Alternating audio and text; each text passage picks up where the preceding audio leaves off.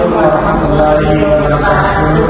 Kami dari kelompok 8 ingin mempresentasikan hasil diskusi kelompok kami yang berjudul Konstruksi Pertanggungjawaban Pidana dalam Penipuan Online, Studi Kasus Indra Kents dalam Perspektif Pembaruan KUHP. Transformasi digital dalam beberapa dekade terakhir telah membawa perubahan besar dalam berbagai aspek kehidupan, khususnya di bidang ekonomi dan perdagangan. Perkembangan teknologi informasi membuat aktivitas ekonomi menjadi lebih cepat, praktis, dan tidak lagi terbatas pada jarak. Indonesia sebagai salah satu negara dengan jumlah pengguna internet yang tinggi di Asia Tenggara turut merasakan dampak tersebut. Di satu sisi, kemajuan ini membuka banyak peluang, seperti munculnya model bisnis baru dan meningkatnya akses masyarakat terhadap layanan keuangan. Namun di sisi lain, perkembangan ini juga memunculkan berbagai bentuk kejahatan baru yang memanfaatkan teknologi digital. Salah satu bentuk kejahatan yang cukup sering terjadi adalah investasi bodong berbasis digital. Modus yang digunakan pun semakin beragam dan tidak lagi mengandalkan pertemuan langsung, melainkan melalui media sosial, aplikasi, atau situasi tertentu. Pelaku biasanya membangun kepercayaan korban dengan menampilkan citra profesional dan menjanjikan keuntungan yang besar dalam waktu yang singkat.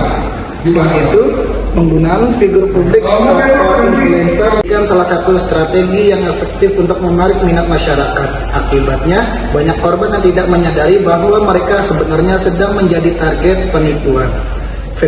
Fenomena ini dapat dilihat secara nyata dalam kasus Indra Kents yang sempat menjadi perhatian publik. Indra Kents dikenal sebagai influencer sekaligus afiliator platform trading binary option atau disebut Binamo. Dalam kasus ini, ia disebut sebagai merekrut sedikitnya 144 korban dengan total kerugian mencapai sekitar 83 miliar. Kasus ini menunjukkan bahwa penipuan digital tidak hanya sekedar memanfaatkan teknologi, tetapi juga melibatkan strategi yang terstruktur seperti penggunaan media sosial untuk promosi, sistem afiliasi berbasis komisi, serta pencitraan gaya hidup mewah untuk menarik perhatian calon korban. Selanjutnya ada teori pemidanaan. Dalam ilmu hukum pidana, teori pemidanaan tidak hanya berfungsi sebagai dasar legitimasi bagi negara dalam menjatuhkan sanksi, tetapi juga sebagai refleksi dari nilai-nilai filosofis yang hidup dalam masyarakat mengenai keadilan, kemanfaatan, dan kepastian hukum. Oleh karena itu, pembahasan mengenai teori pemidanaan pada hakikatnya merupakan pembahasan mengenai tujuan hukum pidana itu sendiri. Apakah hukum pidana dimaksudkan untuk membalas, mencegah, memperbaiki, atau bahkan memulihkan? Dalam perkembangan doktrin, setidaknya terdapat 3 aliran teori besar teori pemidanaan, yakni teori absolut atau retributif, teori relatif, dan teori integratif atau gabungan. Selanjutnya ada teori kriminologi. Bila melihat dari perspektif kriminologi, kejahatan digital yang dilakukan oleh Indra Kents dapat dipahami bukan semata-mata sebagai penyimpangan perilaku individu, melainkan sebagai hasil dari perhitungan rasional yang dilakukan dalam ruang digital. Dalam perkembangan teori kriminologi modern, kejahatan dipandang semakin kompleks karena tidak hanya dipengaruhi oleh faktor moral atau psikologis pelaku, tapi juga oleh struktur sosial, teknologi, dan lingkungan yang memberikan insentif tertentu untuk melakukan pelanggaran hukum. Rational choice theory yang dikembangkan oleh Clark dan Cornish dapat menjelaskan bahwa pelaku kejahatan dipandang melakukan pertimbangan antara keuntungan yang diharapkan dengan risiko yang mungkin dihadapi. Meskipun dalam kondisi keterbatasan informasi atau balanced rationality.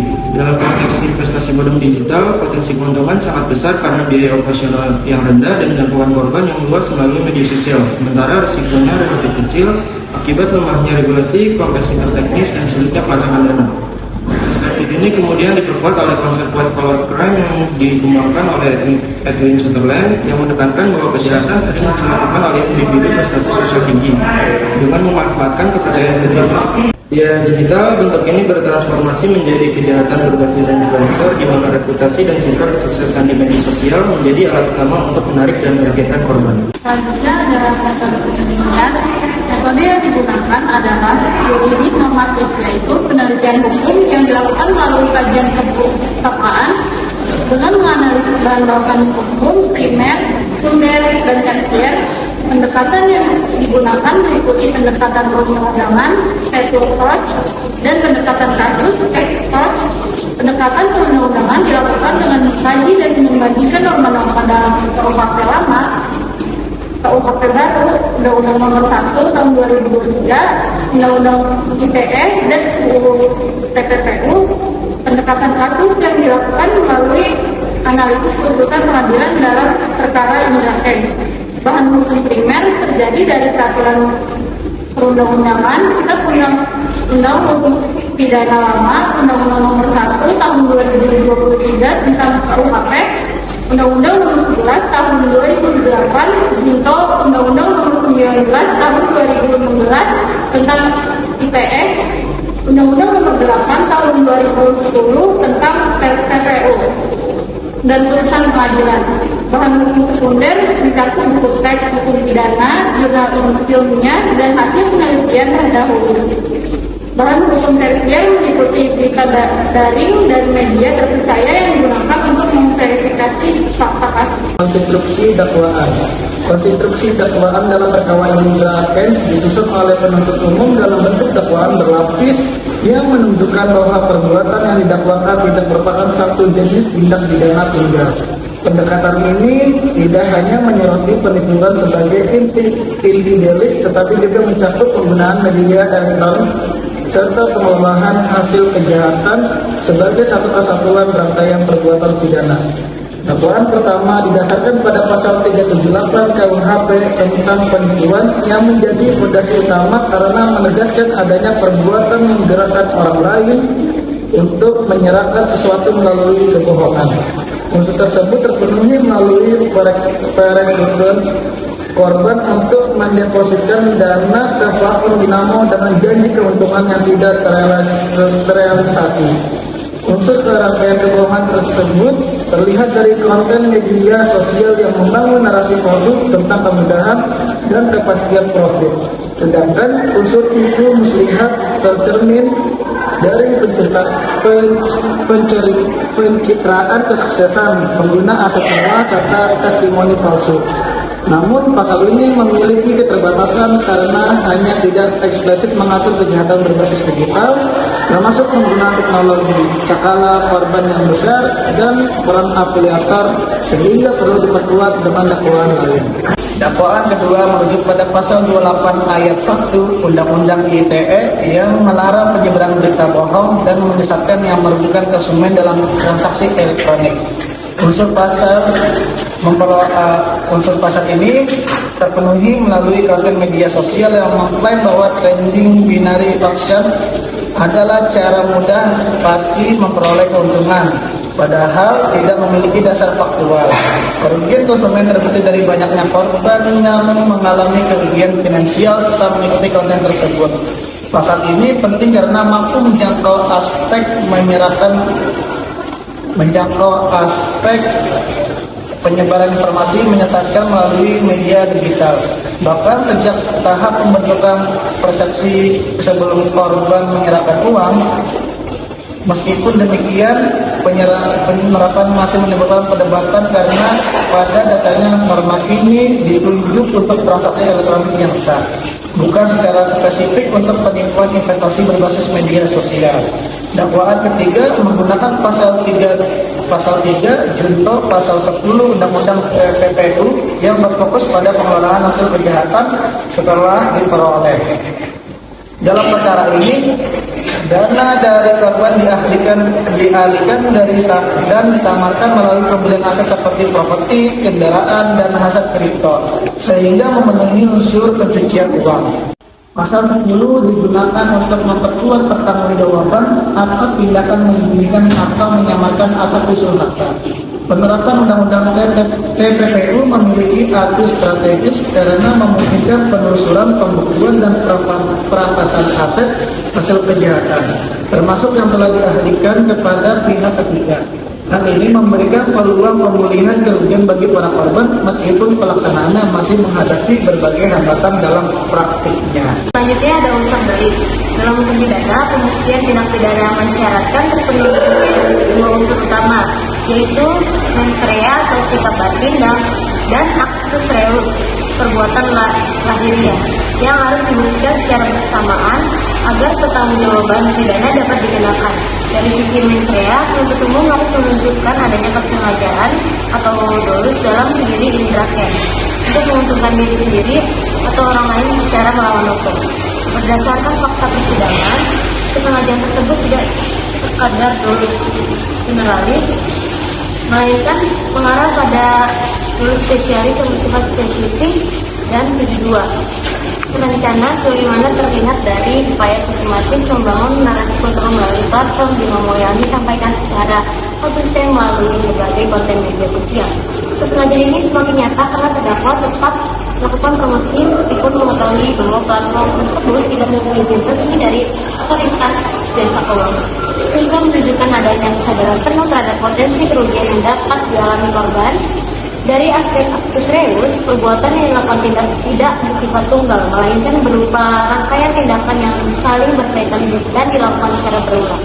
Terdakwa tidak hanya menyebar informasi, menyesatkan, tetapi juga secara aktif membangun sistem kepercayaan yang dirancang untuk memengaruhi persepsi publik. Bentuk konkret dari rangkaian perbuatan tersebut antara lain pencitraan gaya hidup mewah di media sosial, penyampaian testimoni investasi yang tidak mencerminkan kondisi sebenarnya, klaim keuntungan yang tidak rasional, serta pemanfaatan status sebagai influencer untuk menciptakan efek ikut-ikutan. Tindakan ini membentuk keyakinan korban bahwa investasi yang ditawarkan adalah sah dan menguntungkan. Dalam perspektif hukum pidana, pola tersebut memenuhi unsur rangkaian kebohongan dengan pasal 378 KUHP yang tidak mensyaratkan adanya satu kebohongan tunggal, melainkan cukup adanya serangkaian tindakan yang secara kumulatif menimbulkan kesan menyesatkan dan mendorong korban untuk bertindak sehingga penilaian terletak pada dampak keseluruhan perbuatan pelaku terhadap korban. Tanggung jawaban pidana indra kens dibangun di atas 3 pilar, yaitu kemampuan bertanggung jawab, adanya kesalahan, dan tidak adanya alasan pemaaf. Ketiga pilar ini terpenuhi secara koheren dalam hal ini. Sebagai seorang influencer dan pelaku bisnis yang melek finansial, indra kens memiliki kapasitas intelektual dan pengetahuan yang cukup untuk memahami konsekuensi hukum dari perbuatannya. Dan bahkan pemahaman tersebut boleh jadi justru menjadi bagian dari kalkulasi kejahatannya. Yang menarik untuk afiliator, sistem afiliasi merupakan konstruksi bisnis yang sah pada dasarnya, tetapi menjadi instrumen kejahatan ketika digunakan untuk merekrut investor ke dalam skema yang secara fundamental menipu. Pertanggungjawaban indra kens di sini bukan hanya sebagai pelaku langsung, melainkan juga sebagai membuat peserta dalam jaringan yang lebih luas yang melibatkan operator platform Binomo di level internasional. Bandingan dalil penipuan dalam KUHP lama dan KUHP baru. Di dalam KUHP lama yaitu pasal 378 dirumuskan penipuan sebagai perbuatan menguntungkan diri sendiri atau orang lain secara melawan hukum melalui tipu muslihat atau rangkaian kebohongan dengan ancaman maksimal 4 tahun. Pemaksaan ini memiliki fleksibilitas interpretatif, namun dalam konteks kejahatan digital memiliki keterbatasan karena tidak mengenal dimensi platform digital, ancaman pidana tidak proporsional terhadap kerugian massal, serta tidak mengatur pemulihan korban secara eksplisit. Kelemahan ini disiasati melalui kumulasi dengan Undang-Undang ITE dan Undang-Undang TPPU, meskipun bersifat pragmatis dan non-sistematis. Kemudian dalam KUHP baru, ada perubahan melalui sistem dan fleksibilitas pemidanaan termasuk komitmen penjara serta orientasi yang tidak hanya retributif tetapi juga restoratif dan rehabilitatif. Selain itu, KUHP baru memuat ketentuan yang lebih eksplisit mengenai perlindungan dan pemulihan korban sebagai bagian dari tujuan pemidanaan. Perbandingannya, KUHP baru menunjukkan pergeseran paradigma yang signifikan dari orientasi retributif menuju pemidanaan yang lebih komprehensif, mencakup solusi konflik, pemulihan korban, dan reintegrasi sosial pelaku. Meski demikian, KUHP baru masih memiliki keterbatasan karena belum merumuskan kejahatan digital sebagai kategori delik tersendiri, sehingga tetap bergantung pada Undang-Undang ITE sebagai leg spesialis. Perbedaannya terletak pada kerangka pemidanaan, di mana KUHP baru menyediakan instrumen yang lebih variatif dan fleksibel yang dapat dipadukan dengan ketentuan lain.